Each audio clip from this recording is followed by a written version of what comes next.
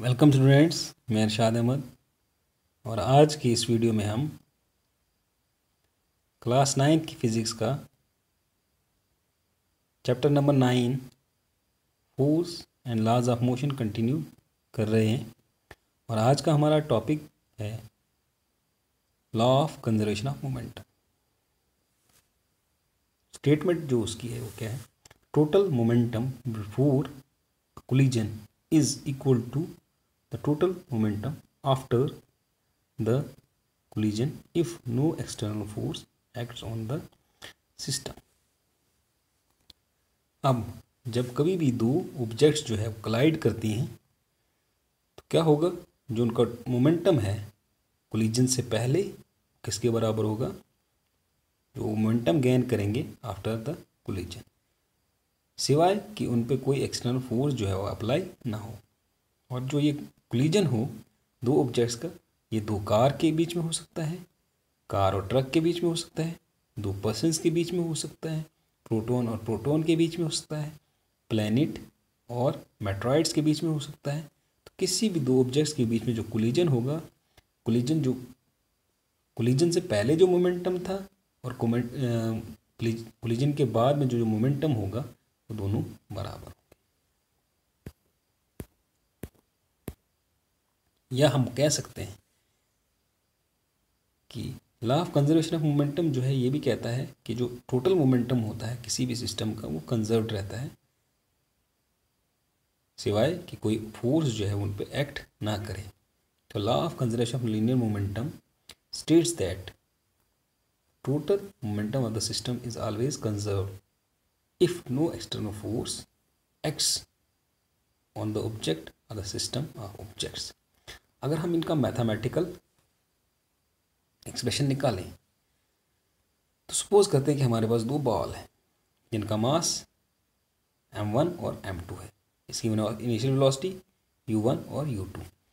अगर इनके बीच में कोलिजन होना है तो कोलिजन होने के लिए कंडीशन होनी चाहिए कि u1 जो है u2 से ग्रेटर होना चाहिए।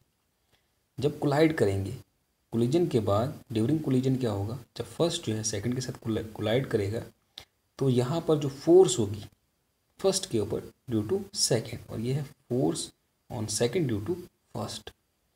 ये फोर्स जो है वो जनरेट होगी। तो उसके बाद आफ्टर द कोलिजन जो है वो मास तो सेम रहेंगे, चेंज होने वाले नहीं है।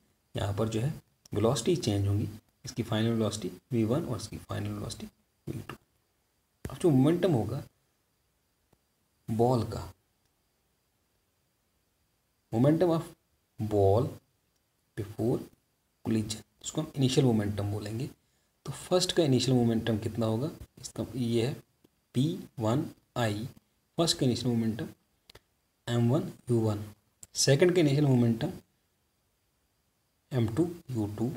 तो टोटल इनिशियल मोमेंटम कितना होगा? टोटल इनिशियल मोमेंटम फर्स्ट का इनिशियल मोमेंटम प्लस सेकंड का इनिशियल मोमेंटम ऐड हो जाएगा। तो इनिशियल मोमेंटम दोनों ऑब्जेक्ट्स का एडअप हो जाएगा। और उसके बाद क्या होगा?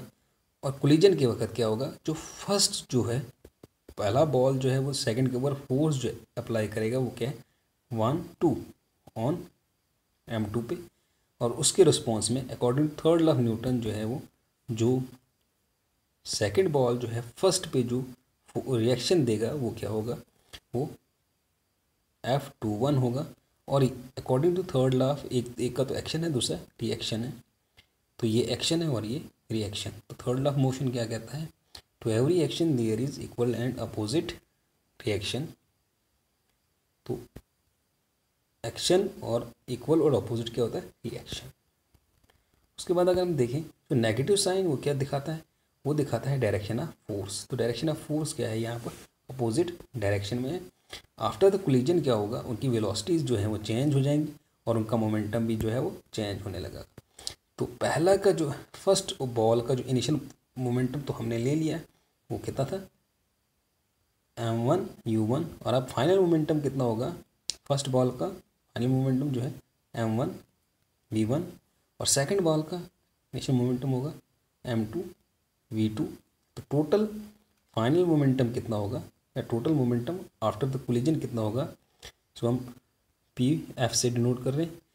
तो फर्स्ट का फाइनल मोमेंटम प्लस सेकंड का final momentum m1v1 plus m2v2 according to second law of Newton जो है वो फोर्स के बराबर होता है चेंज ऑफ मोमेंटम या change in momentum upon time interval या टाइम टेकन।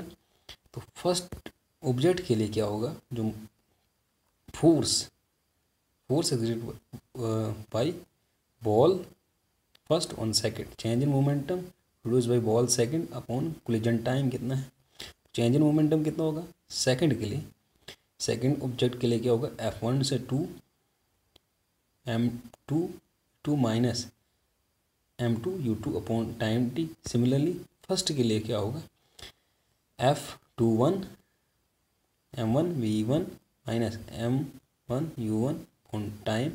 तो अकॉर्डिंग थर्ड लॉ क्या है, to every action there is equal and opposite reaction. तो ये यहाँ पर क्या था एक्शन और ये रिएक्शन है। तो कितना हुआ force exerted on ball 2 due to 1 equals to minus force exerted on ball 1 due to 2। Value जब डालेंगे तो यहाँ पर क्या होगा, ये वैल्यू जो है यहाँ पर वैल्यू है F1 से 2 की वैल्यू, F1 से 2 की वैल्यू ये है, वैल्यू यहाँ पर सब्स्टिट्यूट करेंगे। F2 से 1 से वैल्यू ये है, वैल्यू सब्स्टिट्यूट करने के बाद ये डिनोमीनेटर सेम है, दोनों जगह डिनोमीनेटर सेम है, ये कैंसिल हो जाएंगे। कैंसिल होने के बाद जो हमारे पास बचेगा m2v2 minus m2u2 minus m1v1 minus m1u1। जब इनको नेगेटिव टर्म्स को एक साइड करेंगे, पॉजिटिव टर्म्स को हम एक साइड करेंगे, तो यहाँ पर क्या बनेगा m1u1 m2u2 equals to m1v1 plus m2v2। तो यहाँ पर क्या होगा total momentum for the collision equals to total momentum after the collision. Hence इस इक्वेशन से हम कह सकते हैं कि अगर कोई एक्सटर्नल फोर्स अप्लाई ना हो, जब दो बॉडीज जो है कोलाइड कर रहे हैं, तो उनका टोटल मोमेंटम जो है वो सेम रहता है, वो कंजर्व रहता है, वो बराबर होगा। वो जो टोटल मोमेंटम बिफोर कोलिजन होगा वो किसके बराबर होगा, total momentum after the collision. Thank you.